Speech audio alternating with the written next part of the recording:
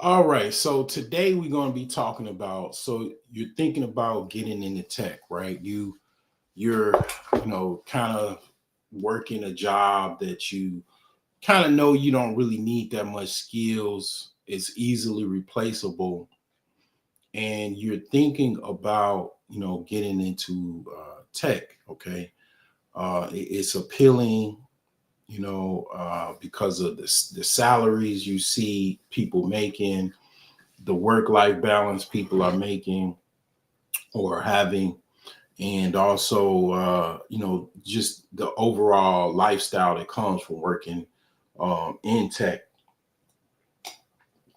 So it's appealing to you. You working. I worked in warehouses before. You're looking at these different people that you might know that work in the tech, and it seems very appealing to you to try to get into tech. Okay, well today I'm gonna kind of see if I can motivate you to make the plunge. Okay, let me first start off. Let me put something in the chat here to put my actual course here in the chat. And um, before I talk about my course, I want to just say that you know what you thinking as far as like first off, let me just say, okay. But first off, my name is Abdul. I've been in tech for over 20 years. I started off like as a lab tech at a junior college in 1999. I've been in the industry for over 20 years. I would be what would be considered as a dinosaur. I started off when people were just still using floppy drives. Okay, they were kind of phasing those out, and then they was going into flash drives. So a little bit before the Y2K scare, that's when I got into tech. Now, it's a lot of things that I've seen from that time to onward. It's a lot of things that I missed out on, okay, that I didn't take serious, such as Bitcoin, right? But one of the things that I'll say is that if you are thinking about getting into tech, that's the thought that you should, that's all of the thought that you need. Now, the differences between, I'll just say the differences between working in a warehouse and actually working in tech is you're easily replaceable at a warehouse, okay, or you working at Starbucks, McDonald's, whatever. You're easily replaceable. Your job is a low skill job. Anyone can just off the street. uh it could even be, okay, you work full time at warehouse or any kind of low skill job, right? You work full time. You work with one of your coworkers, they work part time. Well, you can quit and then get fired or whatever. They can just upgrade your coworkers from part time to full time. That's how easily you're able to be replaced. The person within arm's reach can replace you. Well, let's talk about like the other side of that. Let's say you're a Cisco admin, right? You work on Cisco routers, networks, network switches, routers, hubs, different Cisco network devices. You know how to communicate with them.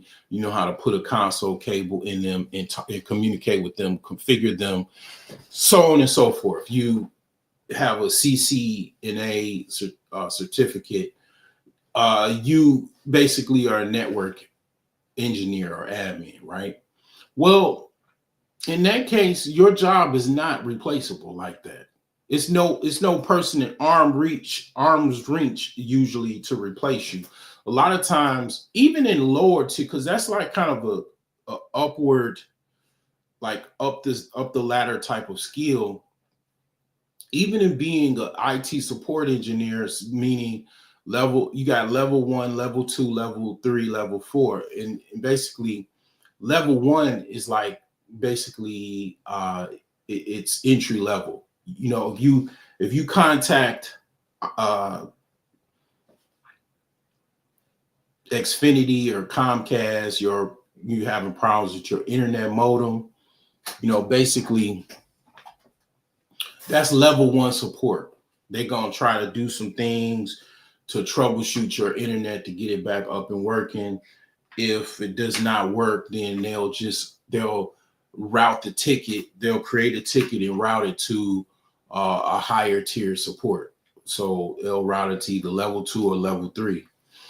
And then you got level 4, which is basically level 2. Level 1 is like entry level, like a help desk operator is level 1. It's an easier entry level job to get into. Level 2 is like you need more skill sets. You might be troubleshooting actual software or hardware or even network devices. Level 3 is like you're a specialist or you're a advanced skill specialist, meaning, like, for example, I just put basically I had to swap a battery on this laptop while I was doing a live stream. And that's one of the reasons why I came on, because I was like, okay, let me just kind of kill two birds with one stone. I got to swap out this battery because one of the things I do is I refurbish laptops and then I resell them, on eBay, right? So it's just one of the things that I do to make money. But and then that's also an aspect of it. You can go into business. It's very lucrative. The business world of IT, if you actually taking your skills and going into business, is limitless of what you can actually do with that. I mean, you could be, the sky's the limit, as far as how you want to go with that. You think of Mark Zuckerberg and basically Steve Jobs and all of the type of Steve Wozniaks, all of these types of people, they started off kind of, working with technology and they started a company, right? So the thing is that, you getting out the warehouse, getting out the fry line is what you're thinking about, and you thinking, oh, you got to be this smart nerd and, you got to know math and all of this stuff. Let me tell you something. Okay. I didn't do good in school. And, I didn't do well. I was an embarrassment as far as a student in high school and in grade school. I did well in college. Okay. I did extremely well in college as compared to what I did in high school. It was a lot better as far as what I did. But in high school and grammar school, I did terribly. Okay. When I went away to college and stuff and, obviously was an adult, and I was able to kind of separate from, my dysfunctional parents and all of the stuff that came from that and just kind of go on my own and deal with life as it is on my own terms. I did a lot better. Now, you don't necessarily even got to go to college. I'm not going to say that you have to go to college. I mean, it's a plus if you want to go to college. That's great. College, I'll tell you where college looks good. When you want to get up the management level of IT,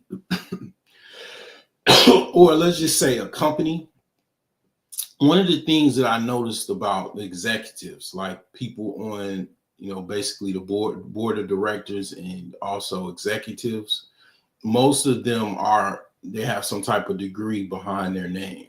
Okay. It is extremely saturated as far as those people in the C-suites and upper management and executive suites that are college educated. I'll just say that. Okay. So, but we're talking IT support personnel. you can get there. It's definitely a pathway. You don't necessarily need to take on heavy college debt or even time to basically get into tech. That's one of the hardest avenues to actually get into tech. It could be done. It's a lot of people that have done it. I've even done it, but you don't have to do that. I'm not saying that you like you could kind of like if you wanted to go into an executive level, yeah, you can go to college while you're actually working, and then because you want to have that BA or master's or above on your actual resume, you can do that while you're working. You can take night school, you can take online classes, and you can finish that up while you're actually working the job. If that really bothers you, if you don't believe me, if that really concerns you, if you wanted to go to college, you could actually do two things at once. So I don't want to deter anyone that either wants to do it or does not want to do it. But the thing is that, yes, that's one of the things that I noticed about the actual industry. Okay.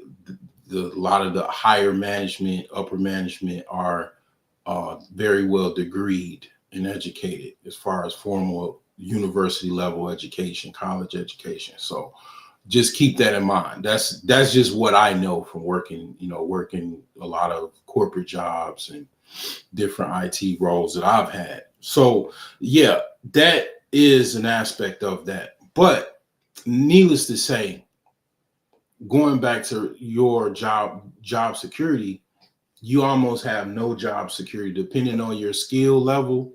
If you're like a laborer, you're some type of warehouse worker, again, you don't have any job security. Job security is nothing. One of the things that I noticed about being, once I got really heavily into my career, I would say around 2007, 2008. And that's when a lot of things happened with the economy. The mortgage collapse of 2008 happened. And it was challenging times at that moment. It was very, very challenging. I'm not going to say I wasn't challenged during that time, but people were still working it during that time. And I know things are kind of going crazy right now with the economy, but one of the things that I'll tell you that a mantra that I had a long time ago, and it still remains true, is that technology runs the world, and I work on technology. So I will always have a job, and that has remained true. It's been times where I had to pivot and do other things because, I just, for whatever reason, it couldn't work. But I always got right back into, the industry because there's always a need for techs. Okay. Now, that being said, basically, your job is not replaceable like that when you're working in the IT. Depending on what level you are at, it's not replaceable like that. Being, like I said, in the aspect of being a Cisco admin, you might be the only person on your particular department that is actually network certified and has the skill sets that you actually have. And you also got to understand location, right? A lot of the things that have to do with IT is, one, location, skill set, and you could even say, depending on the company, right? Those are kind of the three things that I'll say that makes a difference, right? As far as if you want to look at job security. Well, if you're at a location, right, where there's not that many techs, that's a bonus for you, because you might be in a location where there's not that many technicians. Okay. Like, you might be only technician within 50 miles. It's tech, being a tech is like, okay. Another thing is, let's say it's quite a few techs in your neighbor, your radius of where you live.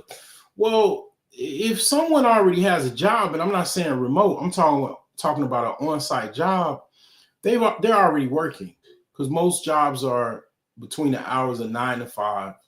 They're already working. They can't work two jobs. So because of all of the other techs, it's kind of like basically like this. Like uh the one, it's like the guy that he already has a girlfriend, and you find this pretty attractive woman, and you talk to her, and you're available, right? The other guy, they want that fine woman too, but they already got a girlfriend already, and they don't want to cheat. So they basically, you got the girlfriend because they already got somebody. They're already committed to someone, and they're already working. In a sense of this job, they're already working this job. Something comes up, you can take it, and you're available for it because you're looking for work. You're out of work or whatever. And a lot of companies, they don't really want to hire someone.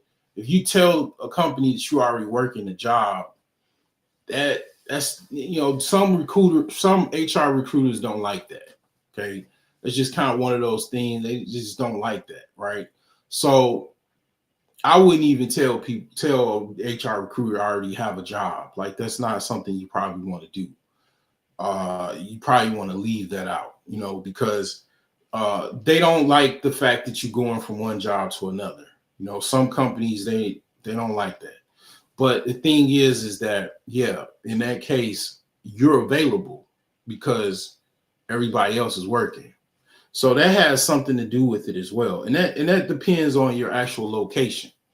You might be in a location like bigger the cities like New York, Chicago, LA, the East Coast, even Houston, Dallas, Fort Worth, Miami, Florida. These are big epicenters, right? These are big job markets, right? There's a lot of companies. They need technicians. They need IT, personnel. It's going to be a lot of people in that market, but some of those people might be already working. Well, you need, you're just starting to get in the field. That's a bonus for you. Then you got people, you got to understand, you got people that, like I say, my business is to help you get into tech on an entry level basis. Okay. I'm not trying to necessarily reach you to try to get into Cisco admin. I'm not trying to get you into being a software developer, because I basically, it's other people that, I know that does that. I can direct you to those people. I'm just trying to get you in the game at the level where you are, because it's easier. You could be a pizza delivery guy. I could get you in the tech. It's easier for me to do that, even with on a lower level. On a higher level, I could technically help you with that, but it's easier for me to get you on an entry level. And one of the things about getting in on a ground floor is easier entry. And once you're already in, your resume just explodes at that point because you already have that tech job. Trying to get a tech job when you have no experience versus when you have a little bit of experience, it's a lot easier when you got that little bit of experience versus someone off the street that's never had no experience.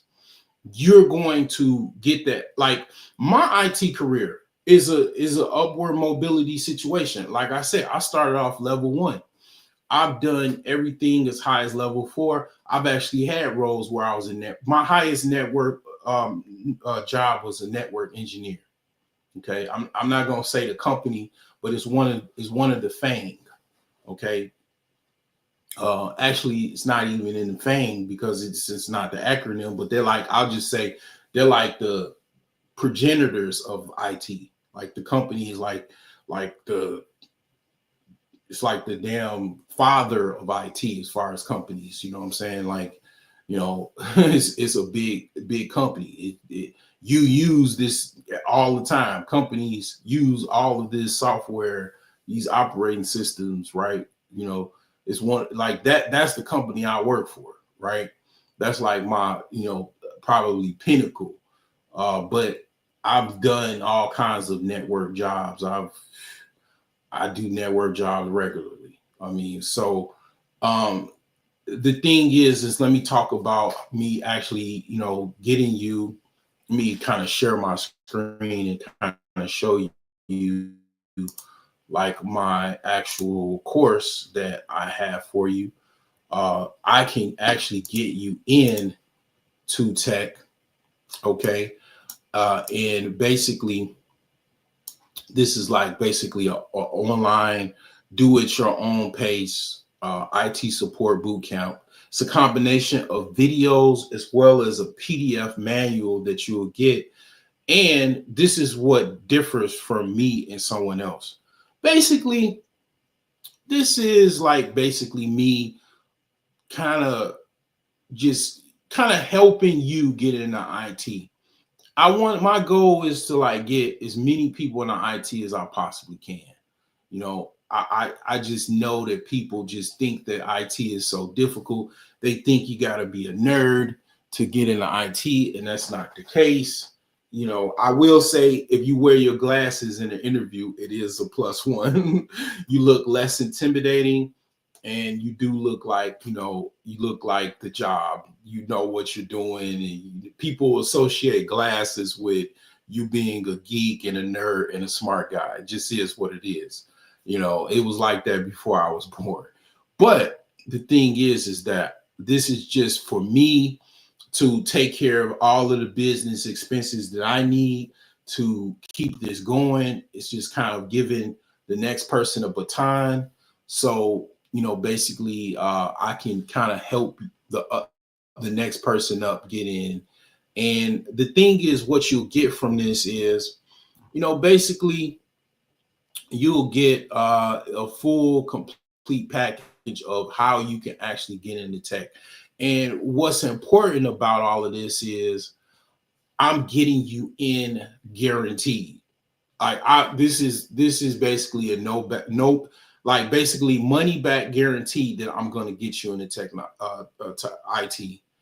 As long as you're not severely disabled, where you got some cognitive functionality issues as far as your actual brain, you don't have like a severe disability or something like that. I can help you get into IT, because basically what I'm going to do is I'm just going to give you the baton. Literally, I already know how to get into IT, someone off the street. Like I know it's basically certain like trade secrets that I know that you don't know, that I can kind of get you in the field right away. Especially if you're in markets like, again, New York, LA, any metropolitan city, basically a city with at least 1 million plus people, 10 million plus people or whatever, or just literally 1 million people plus, right? I can definitely, depending on the market you're in, help you get into tech. And what I'm gonna do is you're gonna get my phone number. You're gonna, of course, get my email. And you're not just buying this course and then you got the course and everything, and then you're on your own.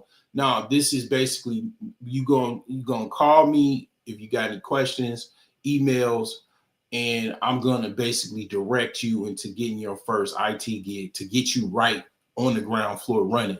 It's like basically basically I'm a quarterback, and then I got the football, and then I'm just gonna hand it off to you, and then you gotta pick up the football and start running.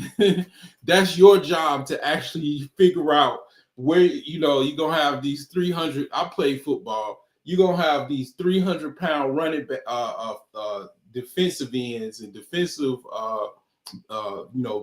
backs coming at you, And you got to figure out, if you go juke or you go, try to break through them or whatever.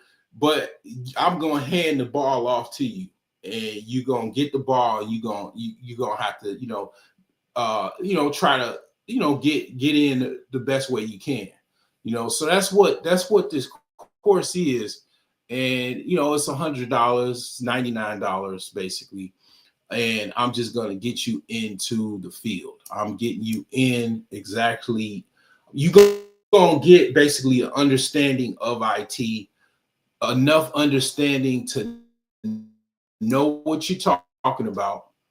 You can get, this will be like a foundational course that you can take, and you can use this throughout your career. And then once you get the ball and then you start running, you basically, career advancement is obviously something that you're going to most likely do. Because again, I started off, my first job in basically IT, I was working for a medical doctor in a doctor's office. Then my second role was I worked basically at the equivalent of Comcast, which was Time Warner Cable. I was working at help desk, 2007. And basically someone called, they needed their password reset. They needed to troubleshoot their Time Warner Cable internet modem. I was the one that was assisting that. If it was something that I couldn't resolve, I escalated it up the levels to support the support levels, so they can, they might needed a technician to come out or whatever. That's what I did. Okay. And the thing is that, yeah, I had to get that job working at that doctor's office to get the job working at the help desk office. And after that help desk office, I went out to be basically a field engineer. I basically went out, repaired TVs, installed AV systems for basic commercial and residential users,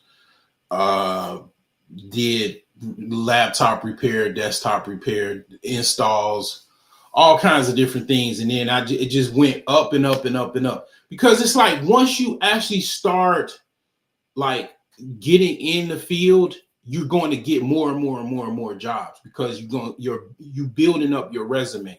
So I'm going to basically get you from that person just thinking about it, actually getting you in the business, getting you in the field. This is basically the course here. It's in the chat of this actual video. I'm going to put this link in the description of this video. I would just say, roughly speaking, stop thinking about it, just get into it. Okay, let's say the economy is not stabilized. Okay, you still in the field. You're gonna get in the field, and when it gets robust again, then you take off. I don't want to necessarily say that it might not, it's not gonna take off, because you don't know what things go, and you might be in a different market than someone else. You might be in a market that's more favorable than someone else. So you might have better social skills than the average person. Because one of the things I'll say, roughly speaking, about IT is you do need social skills. This is basically a hands-on business where you're basically talking directly, face fronting to the customer or client.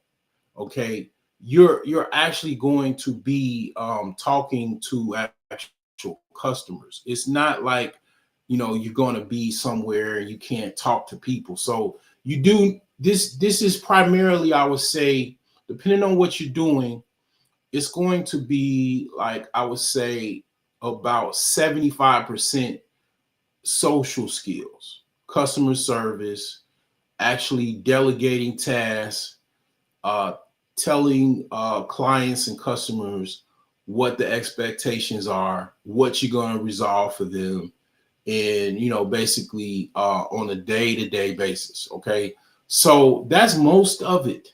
Okay, the actual technical stuff of it, yes, it is a lot of technical things as far as involved with this, IT. It's also some physical aspects of it, in the sense of, you might have to ship out laptops for people, desktops for people. You might have to do move jobs, but the only difference is you moving hardware from one place to another. Last time I was doing that, I was making 30 some dollars an hour. I mean, what I'm saying? Like, I was making 30 some dollars an hour. Basically, if I had, basically, you're gonna have access to basically a service desk management software. The standard now is like ServiceNow. You're gonna get tickets, and you can get various tickets. You're gonna get, most likely, if you work in an IT support role, you're gonna get like a move, add, change ticket, which is IMAC. It stands for install, move, add, change. So you might get like 2 tickets of IMAC. You just got to go take a laptop, take it from, and some monitors and peripherals, which is keyboards, mice, cords, video cords or whatever, cables. You got to take it from one desk in a building to another desk. That's it. That's it. You might have to ship out some things. You might have to package something to ship it out to a remote user or someone at another location. But again, like, you're going to make more than what you made, working at, wherever you were working. And you don't have to do that often. It depends on the actual role. It depends on where you're working. A lot of the finance, like finance actually integrates with tech. It is a lot of correlation between finance and technology. Finance pays the most. Finance and the medical industry pays the most as far as technology, as far as IT. So if you're working in finance, banking, right? Even like government contracts pay a lot. Like, if you got a security clearance or something like that, you can get paid a lot of money. So it's a lot of different avenues you can go to. But one of the things that I can do is I can pretty much get you into the business right away, no questions asked. And like I say, this is a money back guarantee situation. I'm gonna get you right in. You're not just gonna buy a course from me and then I basically just leave you on your own. It's not that type of situation. You're going to basically, like I say, get my number. My number is not for you to harass me. It's for all things related to getting into IT, getting your first job. And I'm going to guide you along the process. I'm going to answer any questions you have. And of course, I have email as well, to help you, basically with any questions, because that's how I learn. I learned from other guys that were like mentors, that helped me answer those tough questions. You know what I'm saying? A lot of people don't have that. That's why they're looking and thinking about it. They're not actually getting in their tech because they don't have any mentorship. So I'm just basically giving you a mentorship that you need to guide you along and get you into the actual field. And I know it's needed, and that's what I'm providing. So you get way more. Like, really, to be honest, this is like $1,500 as far as the actual value of it, because basically what I'm doing is a lot of what people do is they just package up a course, or they give you some type of training class, and then after that they do some type of resume help. They basically look through jobs for you and stuff like that, they answer you questions and stuff like that. And then you kind of on your own. You could contact them a little bit, but now I'm doing a little bit more with that. I'm actually going to help you with job assistance. Like I'm going to like literally send you jobs if it whatever it takes. Like if I actually got to send you jobs and then look at your resume and then tweak your resume, I'm gonna do it, because it's more about you getting into IT than about the money. Okay. Like I said, the money, I'm not necessarily worried about that. I know the value of it, but a lot of times what people do is they just don't even spend anything, and then they just at the same place they were the year prior. Don't be that individual. Just basically, if you're thinking about it, you watching this, click that link, get in the game, contact me. My information is going to be in the course description once you purchase it, and then you basically you take it from there.